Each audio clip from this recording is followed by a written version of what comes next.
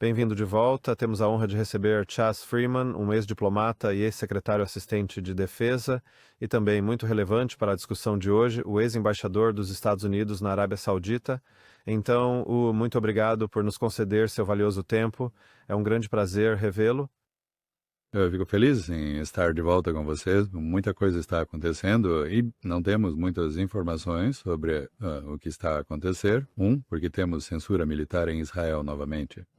O que significa que as informações de lá não são confiáveis e, é claro, a internet está completamente desligada no Irã e não temos conhecimento dos danos que foram causados nas diversas bases americanas que foram atingidas. Embora nos digam que não há vítimas, se isso ainda é verdade ou não, eu não sei.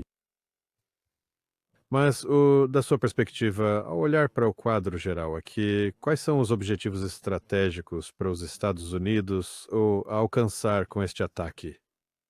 Bem, os Estados Unidos têm uma longa lista de objetivos. Qual está no topo da lista depende de como as prioridades são definidas no dia a dia. Mas no geral, eu diria que a questão é irrelevante. A questão é quais são os objetivos estratégicos de Israel, porque foram eles que determinaram esta guerra. Nós agora sabemos, através de uma fonte israelense, que o momento exato dos combates foi, na verdade, previamente acordado. A hora do ataque foi acordada em 29 de dezembro, em Mar-a-Lago, o que reforça a conclusão de que as negociações conduzidas por Witkoff e Kushner com os iranianos foram mais uma farsa destinada a protelar as coisas. O objetivo de Israel é claro, e o presidente Trump, obviamente, o abraçou. Isso é para remover o Irã do tabuleiro geopolítico na Ásia Ocidental, e para fazer isso, eliminando a República Islâmica, o regime, se assim o desejar. Começando por assassinar os seus líderes. Os israelenses estão agora a afirmar que têm confirmação de que mataram o Ayatollah Khamenei, que o corpo dele foi encontrado nos escombros do seu complexo. Se isso corresponde à verdade ou não, eu não sei, mas suspeito que é bastante plausível. Isso tem todo tipo de implicações. Se me permite avançar para esses, porque há muitas outras implicações nisso. Para começar, o Irã possui um mecanismo de sucessão constitucional muito bem estabelecido. Presumivelmente, isso entrará em vigor agora. O Ayatollah Khamenei tem sido um opositor veemente, aparentemente, à construção de uma arma nuclear para o Irã. A sua remoção fortalecerá as mãos de muitos no Irã que vêm seguindo a Coreia do Norte, como exemplo, como a única forma eficaz de assegurar a integridade do Estado. Ou seja, a pressão máxima no caso da Coreia do Norte teve como seu principal resultado o desenvolvimento de um míssil balístico intercontinental com uma ogiva nuclear ou, na verdade, múltiplas ogivas nucleares apontadas para o território continental dos Estados Unidos.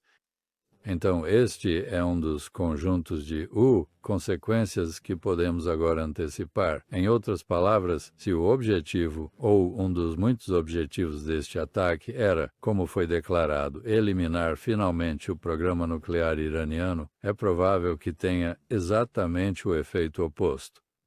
A segunda implicação principal é o imponderável, e essa é houve declarações do Hezbollah antes desta guerra começar, ou este aspecto da guerra começar, porque a guerra tem estado em curso, apenas de baixa intensidade até agora. Eles disseram que caso o líder supremo do Irã fosse assassinado, eles iriam se envolver na confusão. E os israelenses estão, obviamente, muito preocupados com isso, porque convocaram reservistas para reforçar a fronteira com o Líbano, temendo uma repetição de algo como o 7 de outubro. Então, essas são implicações imediatas. Agora, existem outros, é claro. As pessoas, ou o equipamento, ou as bases que estão sendo atacadas no Kuwait, no Bahrein, no Catar e nos Emirados Árabes Unidos, aparentemente não em Omã ou na Arábia Saudita, são americanos, não são da região. Não há nenhuma indicação de que quaisquer kuwaitianos, bahreinitas, catares ou emiradenses tenham sido mortos, pelo que sei. Quer dizer, eu suspeito que, eventualmente, eles não estarão imunes a estes ataques. Mas, neste momento, esses ataques estão focados, não neles, mas sim nas bases que eles próprios permitiram que fossem estabelecidas no seu território pelos Estados Unidos. E, por conseguinte, pause, eles vêm se confrontados com um dilema, pause. Por um lado, pause, estavam a avançar no sentido de uma espécie de coligação informal com o Irão, pause com o objetivo de contrariar Israel. Por outro lado, a ação israelense e americana resultou em violações da soberania deles. E, claro, Israel violou a soberania do Catar numa ocasião anterior, em junho, mas, sem dúvida, isso é um grande dilema para eles. O que eles farão?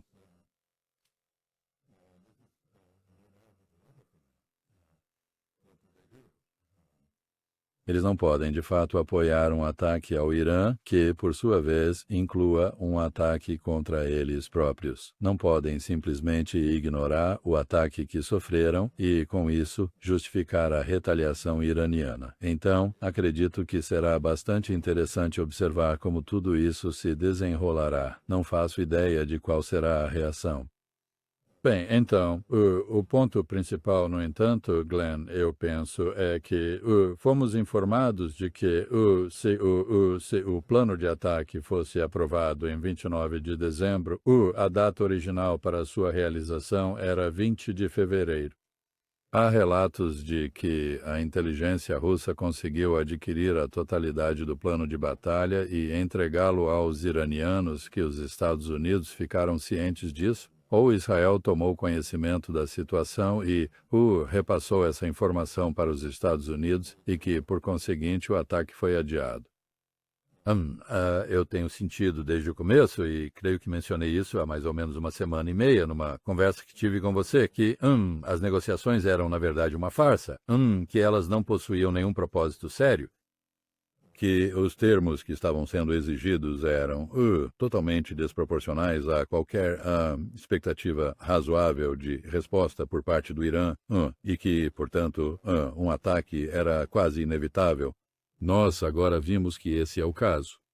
E isso causou, penso eu, um verdadeiro despertar constitucional nos Estados Unidos, porque, de certa forma, um presidente que lança um ataque desta magnitude contra outro país sem sequer informar o Congresso até o último momento, e não passando pelo processo constitucionalmente exigido de obter, de debater a questão no Congresso e tendo uma decisão legislativa do Congresso para apoiar a guerra.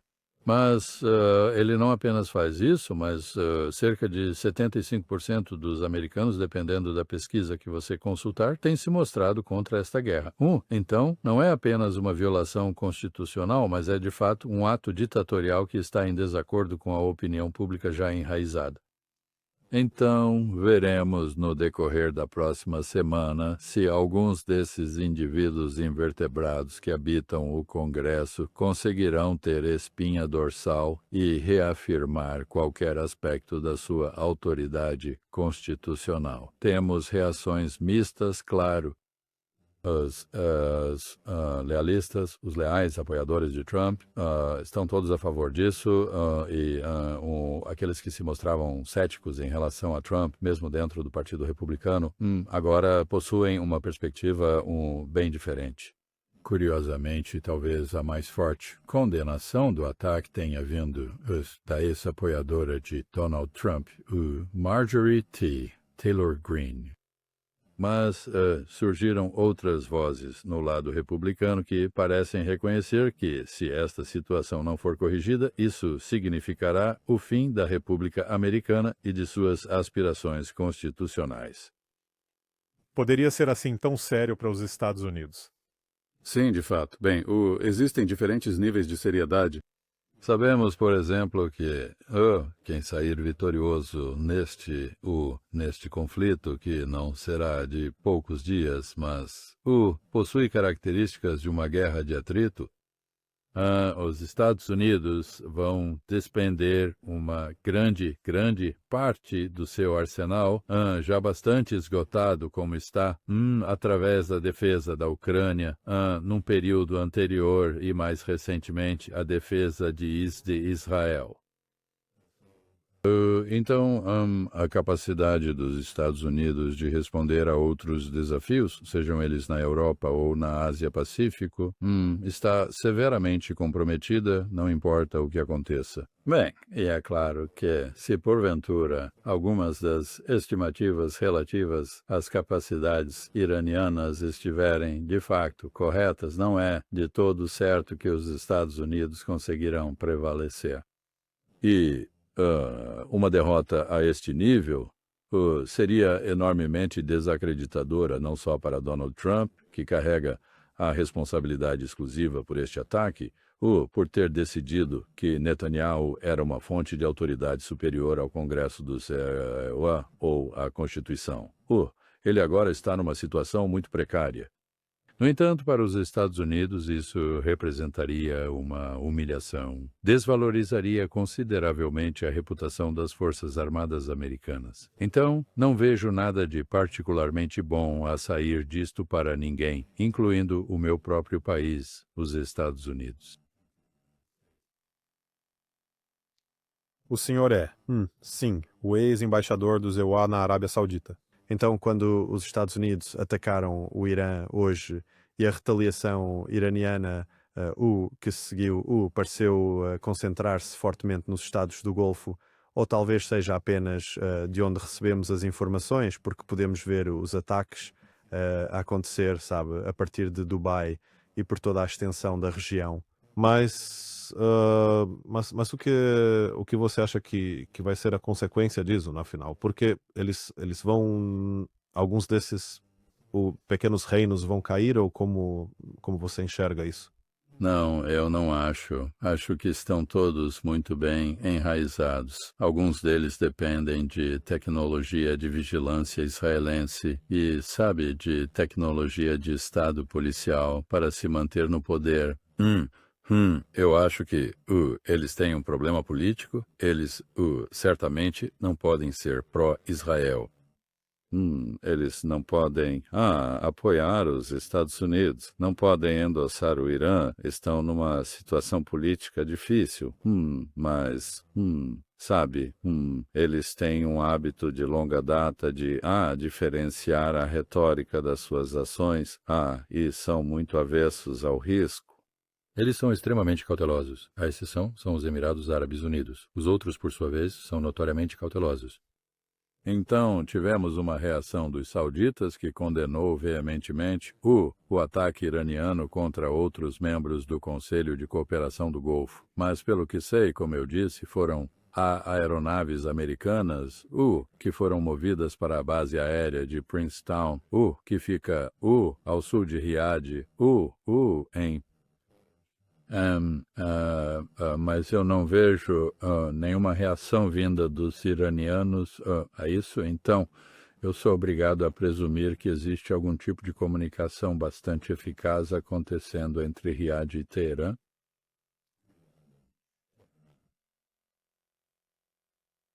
Sim, bem, mas considerando que você vê os Estados Unidos, a própria República em jogo aqui, que outros impactos de longo prazo você acha que isso poderia ter sobre os interesses americanos? Bem, muito disso depende de como as coisas se desenrolam. Sabe, de certa forma, como acho que discutimos há uma semana e meia, há elementos de cooperação sino-americana, competição envolvida aqui, e a competição americana com a Rússia. Bem, existem sistemas de armamento defensivo, tanto russos quanto chineses, que estão a ser usados contra os sistemas ofensivos americanos. E uma das consequências seria que a reputação dos EUA pela liderança em armamento de alta tecnologia seria reforçada ou seria manchada agora, e ainda não sabemos. Na verdade, há muito que não sabemos neste momento. Não sabemos, por exemplo, quais instalações foram de fato desativadas no Irã. Eu mencionei que também não sabemos o que está acontecendo em Israel. E, sabe, a última rodada em junho, a chamada Guerra dos 12 Dias, resultou na destruição de cerca de 480 edifícios em Israel. Nada disso reportado na imprensa ocidental, devido à censura militar e ao controle sionista da mídia americana e de outras mídias ocidentais. Bem, então, não sabemos... É muito cedo para julgar a resposta ao tipo de pergunta que você levantou. Eu, no entanto, diria que, num aspecto, há uma reunião do Conselho de Segurança que começou enquanto começávamos a falar. E será interessante observar isso. Temos as habituais declarações de apoio de estados vassalos de alguns países europeus importantes. Bem, temos uma declaração bastante ridícula do presidente Macron, que disse que exigiu aos iranianos que negociassem de boa fé, como se fossem eles, sabe, os que estivessem a gerir uma farsa, uma enganação. É muito difícil de entender, a menos que se compreenda a sua fraqueza política e a grande força do lobby sionista em França, assim como a islamofobia, que é extremamente forte lá. Bem, então, tivemos as declarações da Alemanha, da Grã-Bretanha e por aí vai, que basicamente parecem seguir a linha americana. Veremos o que acontece no Conselho de Segurança. Eu acho que qualquer um que tivesse alguma dúvida de que a antiga regulamentação dos assuntos internacionais pelo direito internacional ainda estava viva, deveria saber e entender que não está mais. E isso é uma perda significativa para os Estados Unidos em termos de reputação, eu penso. E o chanceler alemão, o Merz, também estava a twittar os seus comentários, bem que agora os iranianos podem escolher a sua própria liderança, então eles parecem estar a defender que isto é sobre democracia. Sim, mudança de regime. De alguma forma, isto é sobre democracia. Eu acho... Bem, é louco. É algo dizer... bastante bizarro. A carta que se tem para jogar. Lembremos-nos disso. É preciso recordar que os protestos foram impulsionados pela entrada clandestina de 50 mil equipamentos Starlink destinados a iranianos, descontentes. Bem, os próprios protestos foram desencadeados ou pelo menos, Scott Bessent, o secretário do Tesouro americano, alega que ele e o Tesouro destruíram a moeda iraniana, portanto, foram capazes de mobilizar os manifestantes. Uma vez que os protestos começaram, as pessoas com os links do Starlink começaram a agitar para levá-los de protestos pacíficos a tumultos violentos. Tivemos uma enorme campanha de propaganda exagerando muito o número de mortes no Irã por parte de manifestantes ou talvez agentes de interesses estrangeiros que estavam explorando o protesto. Bem, nós sabemos que essas alegações elas são, de fato, exageradas. Não temos um número exato e confiável do próprio Irã. Bem, e então este é mais um caso que sai diretamente do manual, onde você empobrece as pessoas, você as torna tão miseráveis que elas se sentem obrigadas a protestar e a exigir mudanças de seu próprio governo, algum tipo de resposta à miséria que você está causando. E então vocês lhes dizem, como aparentemente dissemos nós mesmos nestas negociações. Vejam bem, vocês precisam abrir mão da sua capacidade de se defenderem. desfaçam-se dos seus mísseis ou nós vamos bombardeá-los. E claro, se desfizerem dos seus mísseis, provavelmente também os bombardearemos. Então que tipo de coisa é essa, afinal? Há tantos elementos bizarros em tudo isto. E eu acho que a suposição subjacente de que, os iranianos vão reagir à miséria, por não culpar a fonte da miséria, os Estados Unidos e as suas sanções. E o Ocidente, mas o governo do próprio país deles é, na verdade, algo muito, muito questionável, para dizer o mínimo.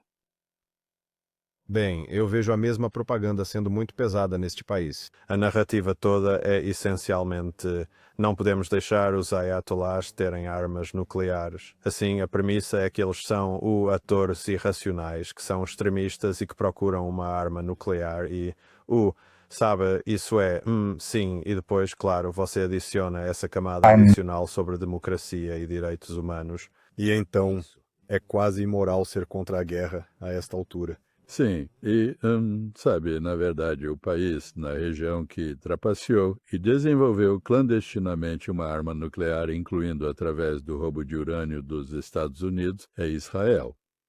E então, este é, de certa forma, um caso bastante extremo de projeção espelhada. Israel olha no espelho e pensa, céus, o que eu fiz, eles também devem estar fazendo.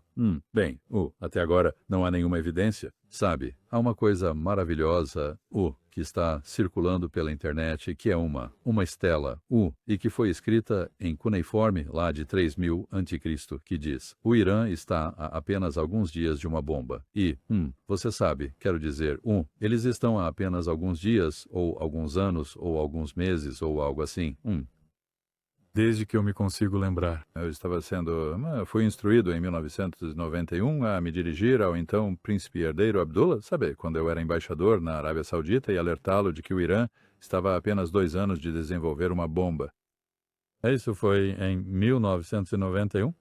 Sabe, aqui estamos nós, acho que já se passaram mais de 2 anos desde então. Então temos esses avisos contínuos sobre algo que as agências de inteligência que analisam essas coisas dizem não ser verdade. Mas é uma verdade política. Não corresponde à verdade dos factos. Num mundo em que nada é realmente verdadeiro e tudo parece plausível, esta é a sabedoria que é aceite. Por quê? Porque o primeiro-ministro Netanyahu sabe melhor pelos seus próprios serviços de inteligência, ele acha esta uma maneira extremamente conveniente de ter países como a Noruega ou os Estados Unidos ou quem quer que seja, ao seu lado na sua hostilidade ao Irão. Sabe, obviamente, se você ouvir porta-vozes israelenses, acabei de ouvir Naftali Bennett, o ex-ministro, ex-primeiro-ministro, falar. A linguagem que ele usa é idêntica à de Donald Trump. Bem, pode ser. Esperar que tenha havido um pouco de coordenação, que seja algo como uma conspiração. Estaria certo. Bem, mas a grande mídia, não sei sobre a Noruega, mas a grande mídia, certamente nos Estados Unidos, não publicará absolutamente nada que seja crítico a Israel ou à legislação israelense. E eles se alinham completamente a isso. Portanto, não há oposição A onda de mentiras. Bem, se olharmos para além da questão para além da estratégia ou da sua ausência e do que está de facto a acontecer, em termos de quem está a atacar o quê, como avalia o impacto na economia? Especialmente para os Estados do Golfo, porque, como vocês viram, o Irã agora fechou o Estreito de Hormuz. Há cerca de 20% do petróleo mundial que passa por lá. Mais importante ainda para os Estados do Golfo, isto é, bem, como é que eles vão sobreviver? Claro, sabe, eles têm reservas, mas qual será o impacto mais amplo aqui?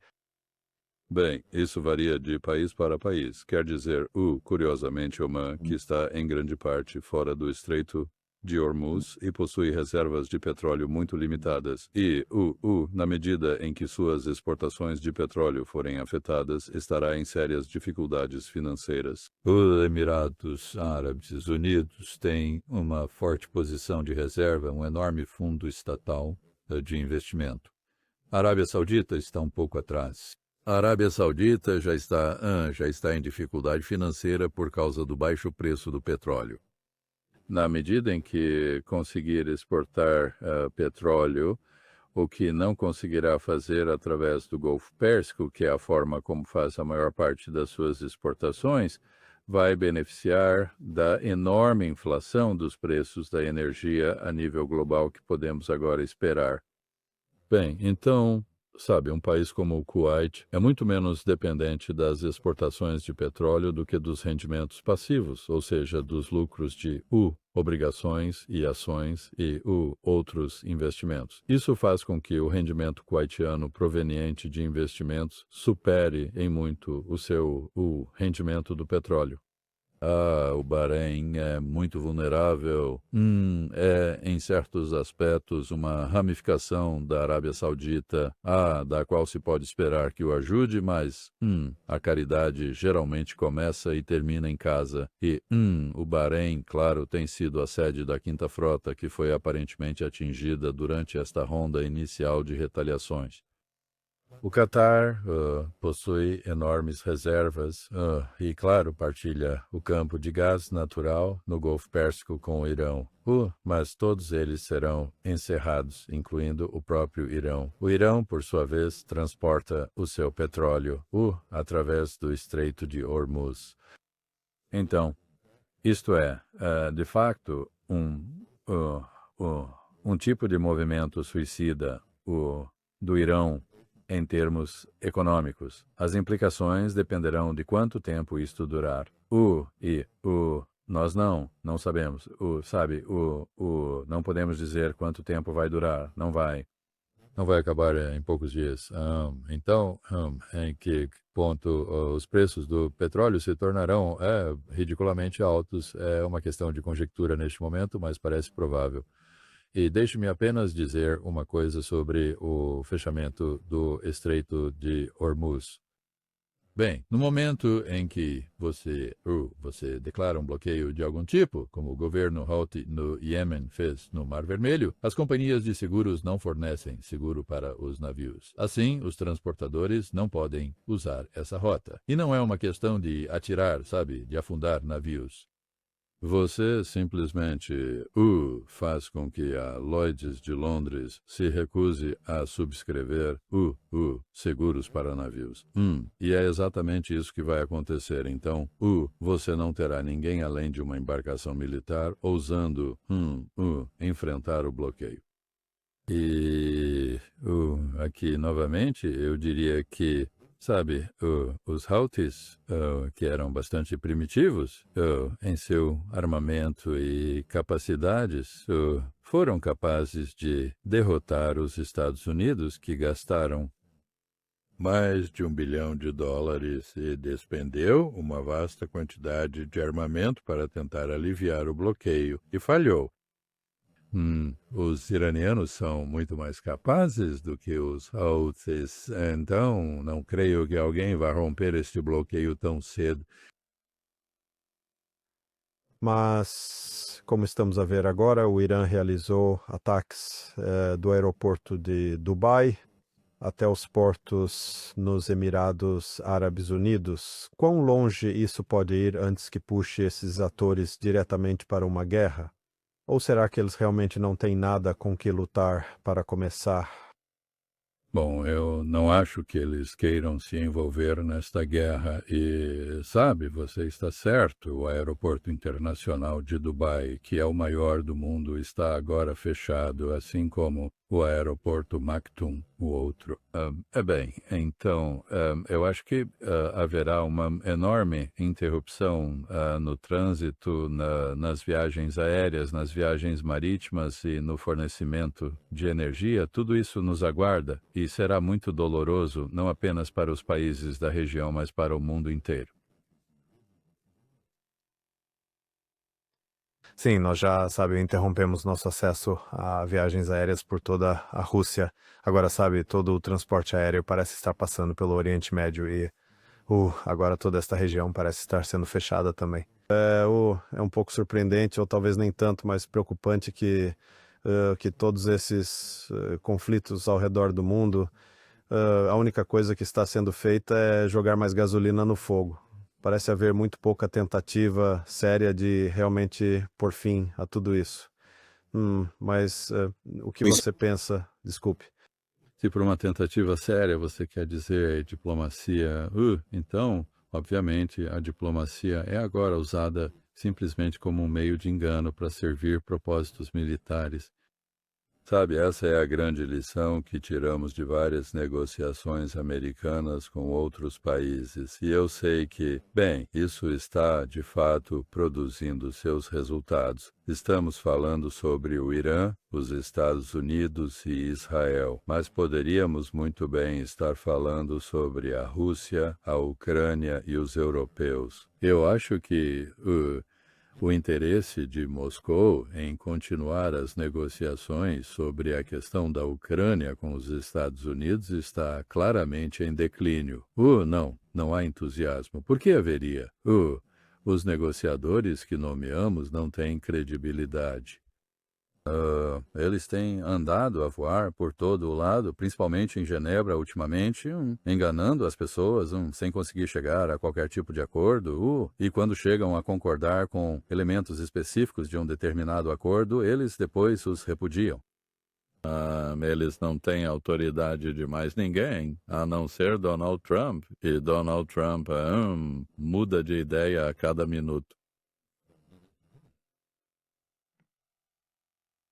Mas, em termos de uma escalada, tanto a nível regional quanto global, você vê... Bem, originalmente, eu acho que nós já vimos isso, mas a possibilidade de envolver a Turquia ou o Egito, alguns dos países maiores, você vê uma ameaça nisso? Ou pior ainda, se os russos ou chineses começarem a desempenhar um papel mais aberto? Eu presumo que eles já estejam fazendo algo para garantir que o Irã não seja derrotado. Bem, eu acredito que a resposta russa e chinesa será, como você sugere, em grande parte, limitado a uma combinação de apoio retórico, apoio político e diplomático na ONU e em outros lugares, e também transferências de tecnologia e de armamento defensivo, o que, claro, se tornará um tanto quanto difícil em condições onde as rotas de navegação estão completamente fechadas e assim por diante. Mas o ponto mais amplo, eu penso, é que os chineses e os russos vão tirar um grande proveito do descrédito dos Estados Unidos. A sua pergunta sobre se a guerra deveria se alargar, o que fariam o Egito e a Turquia? Porque eles estariam envolvidos nisso? Eles certamente não apoiariam Israel e os Estados Unidos neste contexto? Poderiam eles fazer causa comum com o Irã? Bem, os turcos poderia fornecer armamento e apoio militar indireto. O Egito não tem realmente a capacidade de fazer isso. Não acho que os egípcios estejam muito descontentes com os israelenses, mas não os vejo. Criando uma distração? Então, não tenho certeza de como a guerra se expandiria além do Levante e do Irã, os países do Golfo Pérsico.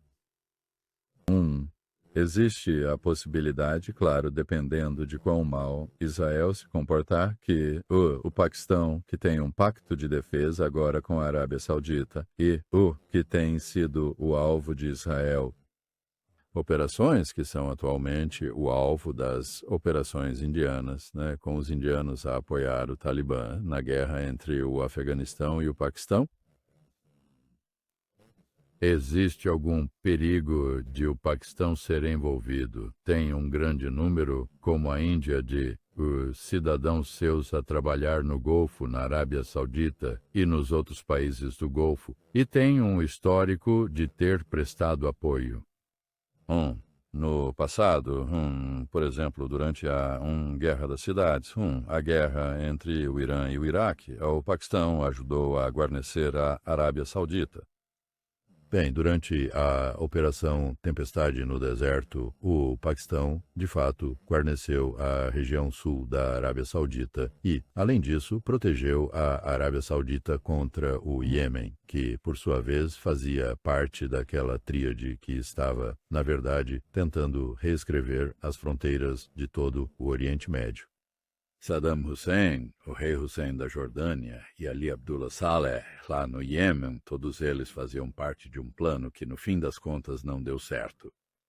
Então, existem possibilidades, mas não creio que grandes potências como a China ou a Rússia se envolvam. Não vejo os egípcios a tomar qualquer tipo de ação e penso que a Turquia limitaria o seu apoio a tecnologia e armamento em vez de se envolver diretamente.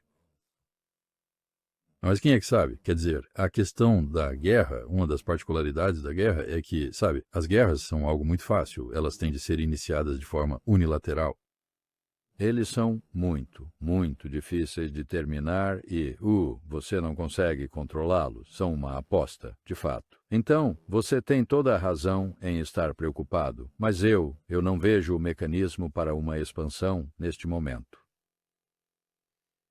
Sim, bem, os comentários que vêm da Turquia e do Egito até agora têm-se concentrado nas preocupações com os seus, bem, se não são aliados, pelo menos os são seus amigos, ou seja, os Estados do Golfo.